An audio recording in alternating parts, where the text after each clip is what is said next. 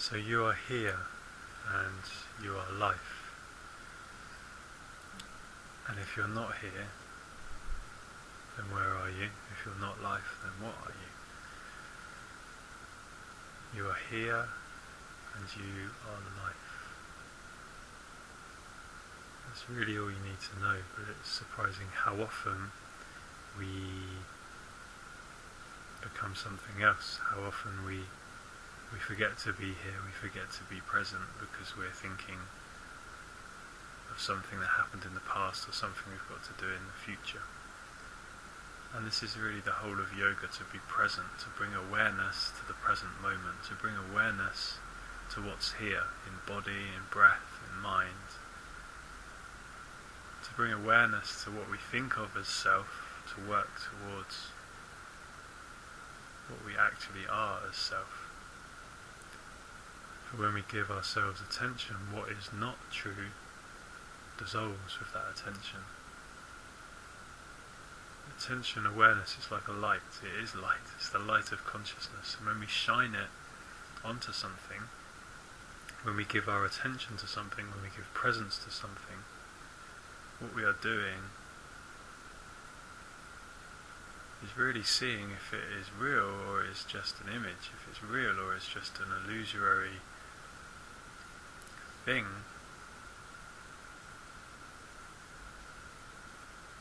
That is just appearing in our consciousness because our consciousness is not as clear as it could be. So, the thing I wrote, I want this to be the basis of this little section. You are life and you are living, loving whole. You are life and you are living, loving whole. You are life and you are living, loving whole.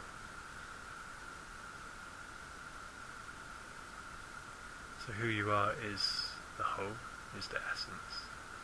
And if you're not having the experience of that, then you're having the experience of something else.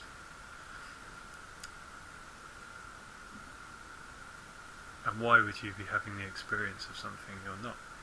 Because, like we talked about in the first video, you are all consciousness having an experience, and we want to be connected to this all consciousness in order that our experience has the fullness of that creative consciousness behind it. So,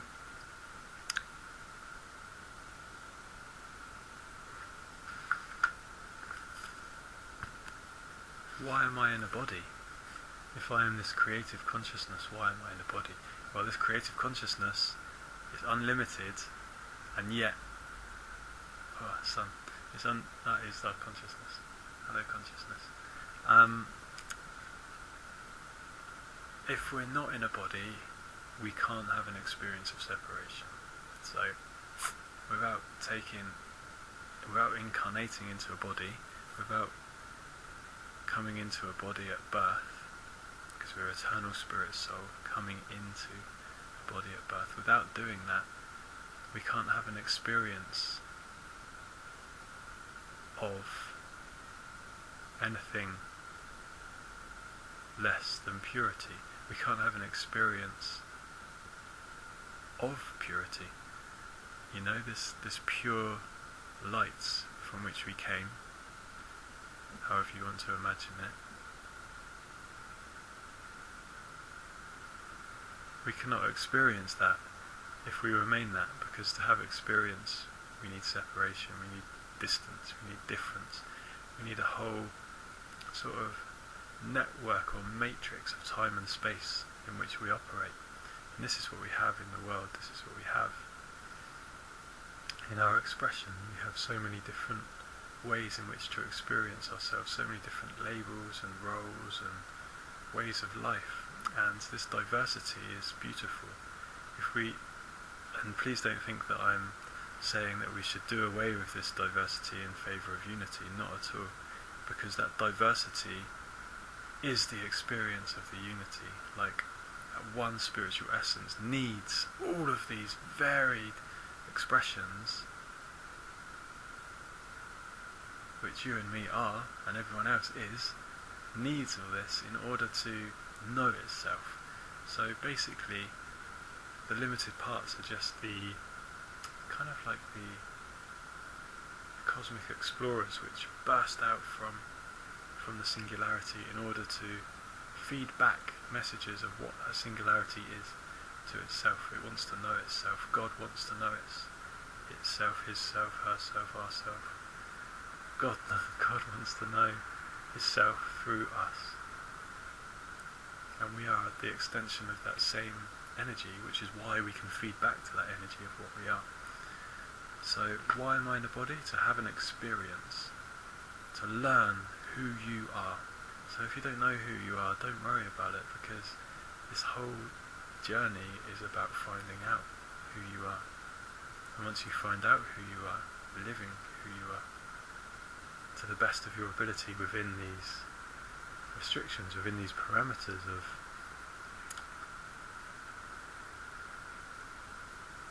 fear and love, of being pure creative energy seeking to express, whilst also being a limited body mind which needs to look after itself in a world where there are dangers, you know. So this world is like it's like the meeting of two worlds. It's the meeting of spirit and matter, and we are here to be in that. We are here to experience that. I've written, to experience and express separation. This is what we're here for.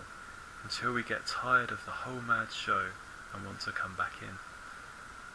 So, in being born from the singularity of love, of God, of consciousness, of awareness, of spirit, of eternity, being born from that into time and space,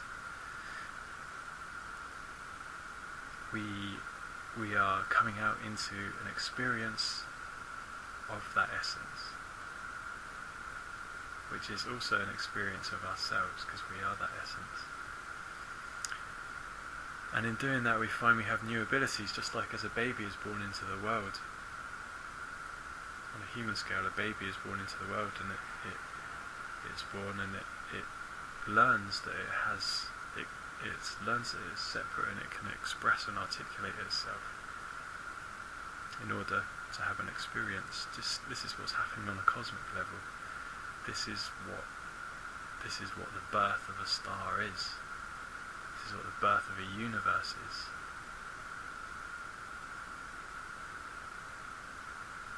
And we go a certain point in that expression. Let's stick to the human scale. So the baby grows up, it finds what it likes, what it dislikes. It goes to school, it studies the subjects it studies. It finds the role it wants to play in society. I mean, it's not always as simple. There are lots of pressures, it's like, but needless to say, a baby grows up, finds its role in society, or if it doesn't find its role, it is kind of attributed a role. And in adulthood, this baby may reach the point where it thinks, oh, I've got my identity, I've got my role, I've got my habits, got my ways, but is this all there is to life? And this is the point where the parts of the whole have gone out so far that you can see this as the parts of the whole. All the different people have gone out so far, all the different parts of the individual have gone out so far. You can see it on a variety of different scales, that there's a crisis of meaning. So we've gone out so far into the separation, into the definition of who we are, that we've kind of put ourselves in a bit of a box, and we don't quite know how to get beyond that box anymore. We've lost contact with essence, and that's the point where there's a crisis of meaning. And we say, well, what is life all about? Come on, give me some sort of understanding of what life is all about. And at this crisis point, or point of turning to new knowledge, doesn't have to be a crisis, but it is a shift in paradigm, shift in perspective. We start to drop all the things that no longer serve us, and start to come back in to spirit through looking for things that give us sustenance on a spiritual level, and connecting to things that give us sustenance on a spiritual level. So, why are you in a body? To experience and express separation until we get tired of the whole mad show, beautiful show, but mad, until we get tired of the whole mad show and want to come back in. So from spirit to experience and back to spirit. This is the movement of the breath, the in, the out, the movement of the tides, the movement of the seasons in cyclic motion, in and out and in and out. This is life. We go in and out of ourself, in and out of essence, in and out of experience. For when we're in essence, we don't have experience. When we have experience, we don't have essence. Until we... Okay, so that's... What I mean is, we come from timelessness, we move through time and space, we return to timelessness.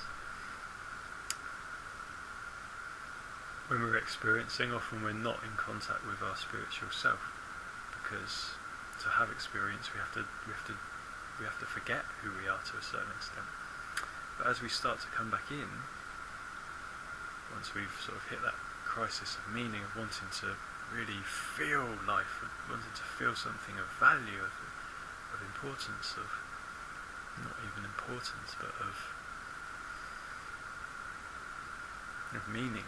We want to connect to that meaning. We start to come back in, and then in the inward motion, as we come back to that spiritual essence, we're marrying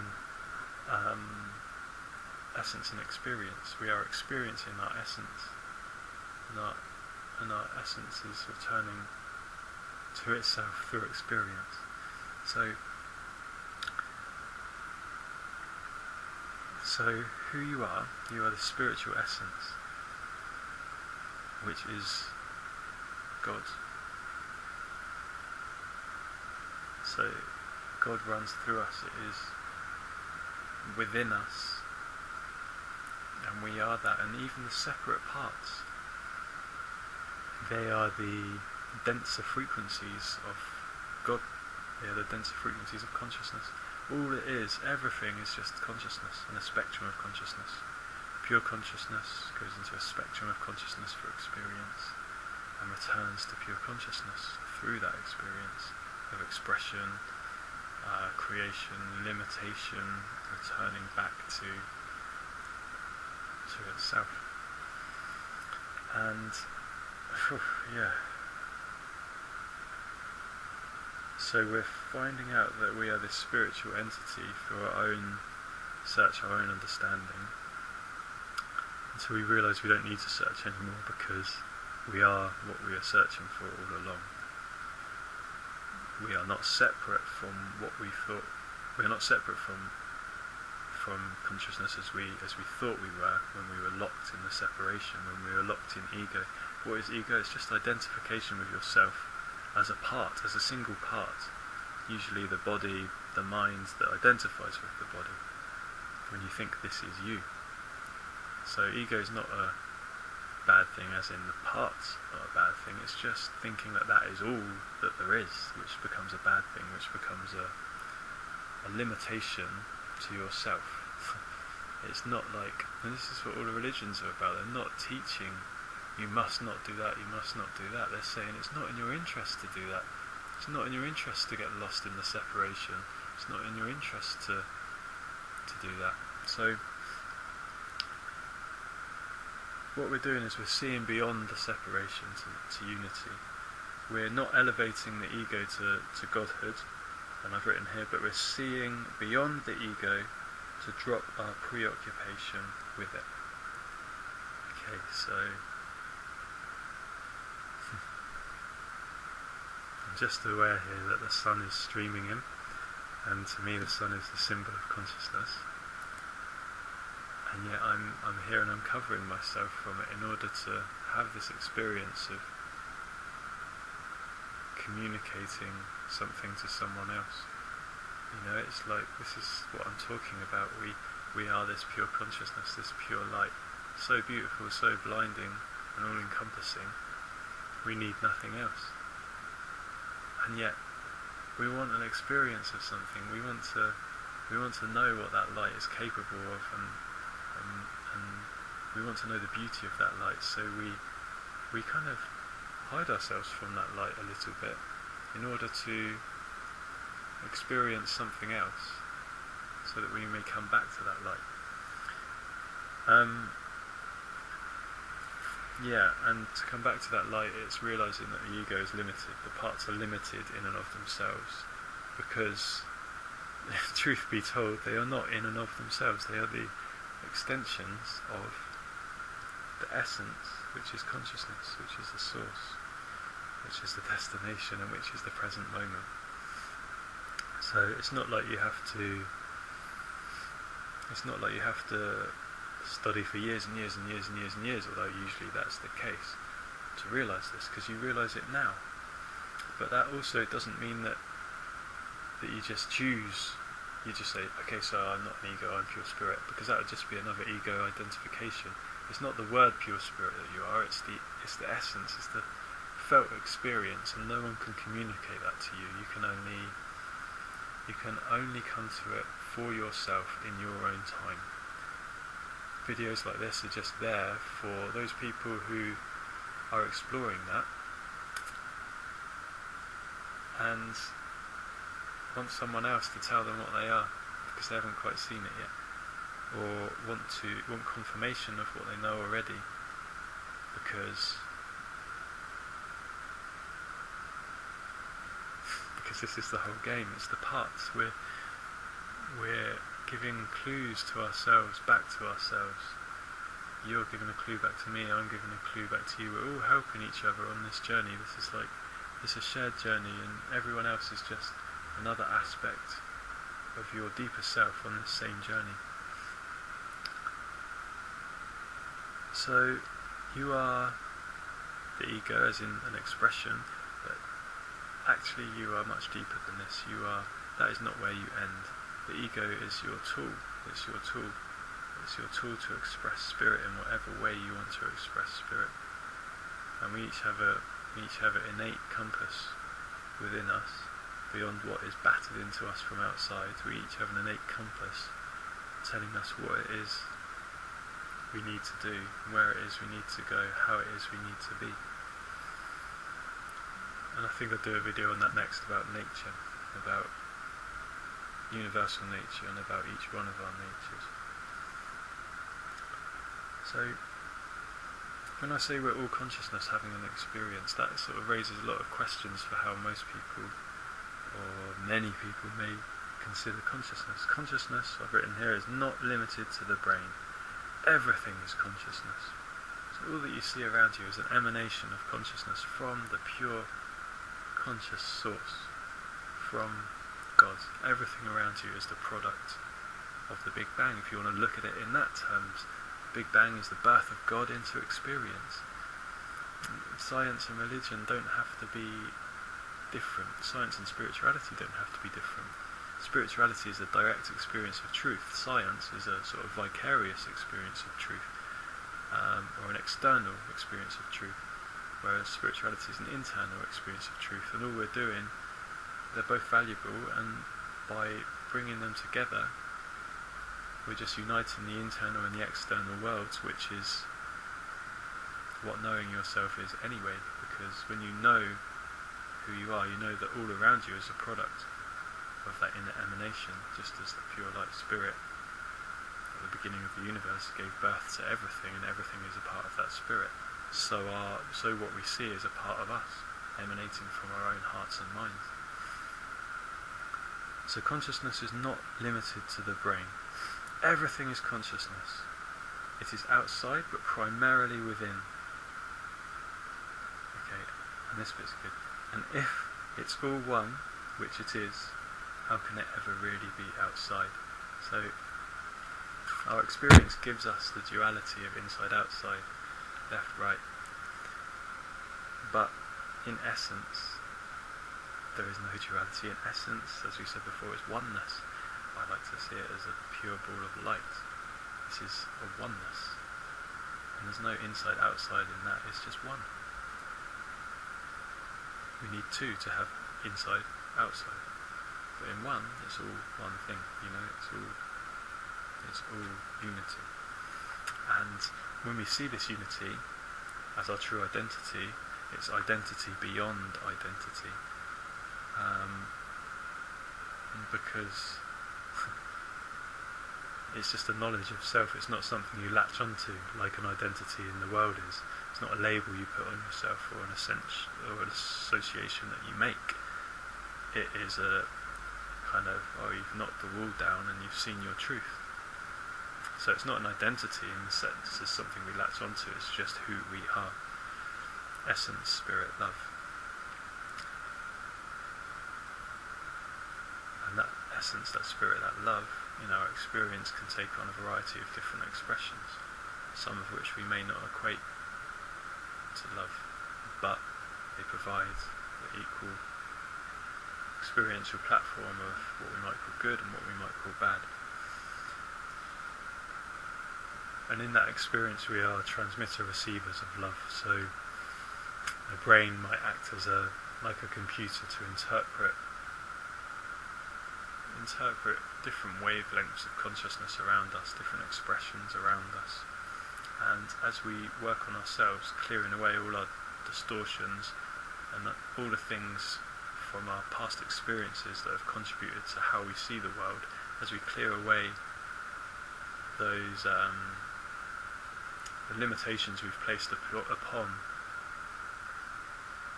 pure perception, as we peel away those, as we polish away those, we can kind of transmit and receive a higher frequency of love and see and feel deeper sense of spirit.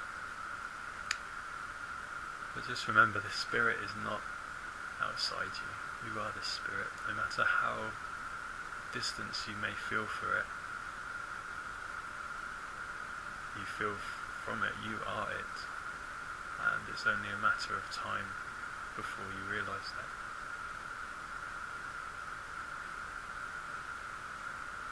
Yeah.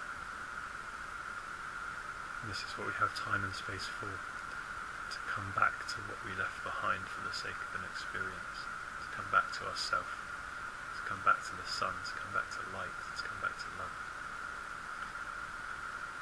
So we are transmitter-receivers of love on whatever frequency you are at. This is why it's important we work on ourselves, so we can see and be clearer, aligned to our essence, love. And I've often wondered, when being exposed to sort of spiritual stuff which tells you that, you meditate, do spiritual practice in order to grow. And often it neglects the experiential side of being in the body, being in the world. And so there's this question, do I just meditate or do I express? And I think what it is, it's a bit of both. So what we need to express is part of what we need to burn away in order to come back to who we are. So expression is a beautiful thing, especially if it's connected to the truth of who we are, as you feel it. And as you express, essentially you're working through all of the things you need to express in order to come to a state of clarity, a point of clarity. So it's like, yes, meditate, because meditation is peace, there's silence, there's the qualities of pure consciousness which we get in contact with, but also express. There's no point in forcing yourself in being one way or the other, because you inevitably have to experience the whole spectrum before you can come back in. And I think the two are complementary. So as you meditate, you clear yourself so that your expression can be more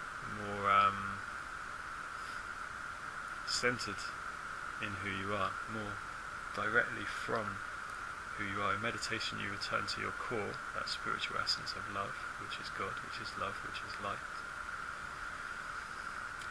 And then when it comes to expression, what you're expressing is closer to that. And as we express, we're doing what we need to do in the world. It's not like we came to the world with nothing to do. We came to the world with messages to share, with jobs to do, with roles to play, with karma to work through, with a number of tasks, soul contracts, things that need to be done in this life. So it's all about the balance. Being in the world is about the balance between material and spiritual, spiritual and material.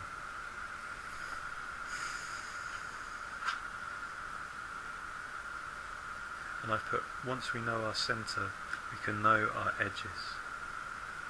So it's like, once we know our spiritual truth, we can know what this material world is all about. We can know that this material world is here to provide an experience for the essence. And as you know that, then, and as you sort of know that to a greater and greater extent, then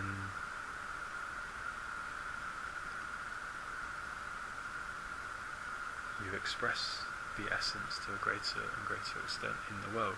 And this is what makes the world a better place. It's not people patching up existing problems because they think it will help to do something nice. It's people realising a whole other layer of consciousness. It's us knowing who we are beyond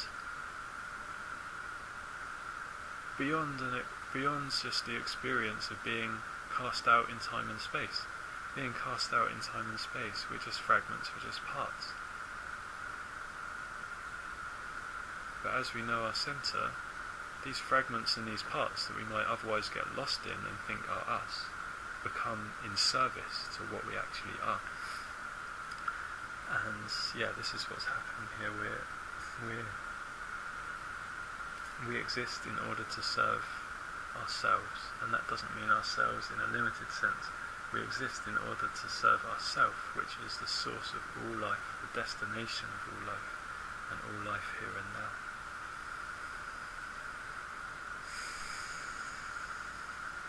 So where are you? You are here and now.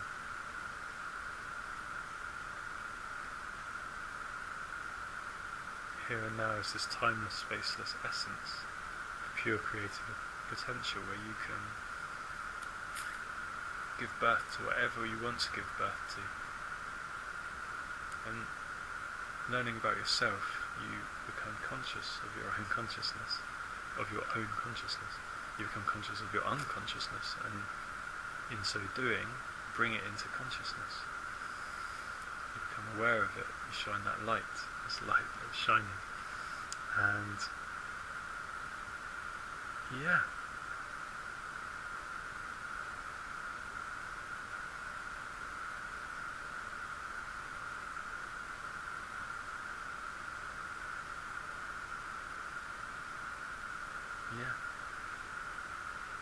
So I've forgotten where I was going with that point, but the next thing I wrote was, we can express not just separation, but we can express the unity we are. So this is what happens when we have knowledge of ourselves. So why are you here? This is something that you need to work out through yourself, but in working it out, please just do not neglect the spirit that you are, because that is what tells you what you need to do. Because that is you at the deepest level. That is you at your core. And your core informs you of what you need to do once you've uncovered your core. How could it not? This is the life energy of the universe. This is who you are, who I am, who we are. And in this there's no separation. There may be different expressions, but they're all working to the same end, which is love, which is light, which is consciousness, which is bliss.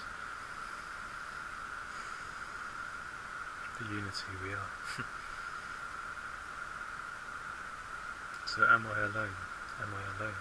Well, as when we're in the world and we think we're just a limited part limited body mind, things can seem very isolated and very alone.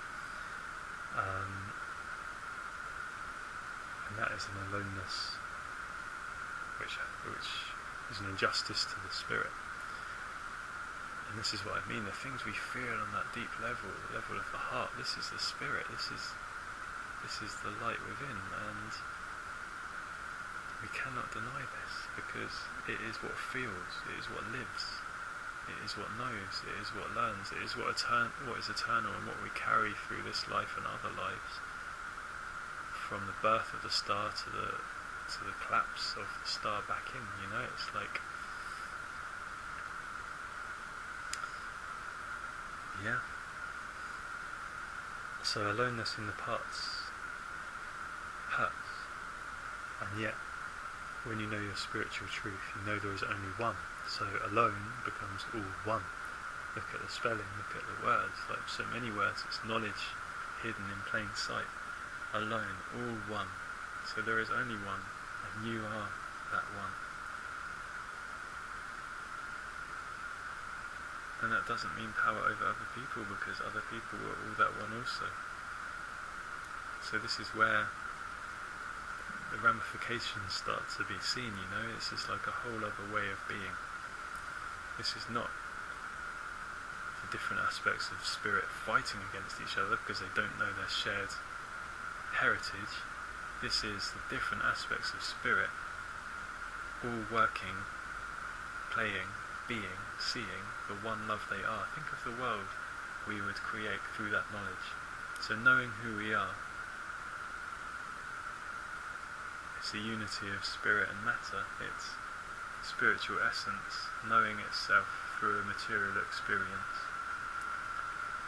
and that material experience feeding back to spirit what it is. So it's like it's the duality united. It's the material and the spiritual brought together, the material spiritualized and the material elevated to spirit, spirit brought to matter, and matter elevated to spirit. It's the end of the linear, and an idea of eternity as time stretching on forever, and the realization that actually time is a construct and eternity is the present moment. Because in this present moment we don't create, we create a connection with, through presence we create a connection with our true identity, our true presence, our true light, our true life. So it depends where you want to identify yourself, where you want to, it depends where you, based on your knowledge and your understanding, it depends where you put yourself. Do you put yourself as a part? Do you put yourself as essence? What do you identify with? Who are you? It's your decision. Many different people tell you many different things, some negative, some positive, some not useful, some useful. But you work out who you are, you work out where you are, and in doing so, you know what it's all about through that flow of intelligence, creative intelligence, that is just the emanation of what gave birth to you and me and all else around us. So where is the meaning? The meaning is in your ability to see meaning. The meaning is inherent within you. So peel away the coverings, like strip away all the things you think are you, in order that you may return to what is you and live from there, live from here. There's nowhere else, there's no other time, it's